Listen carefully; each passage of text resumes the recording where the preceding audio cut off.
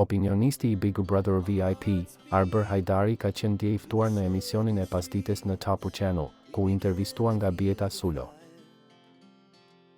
Moderatorja e emisionit Ftes në 5 e pyeti Arber Hajdarin se cili ishte sipas tij një lojtar shumë i fortë në Big Brother VIP 4, por që nuk fitoi zemrat e publikut.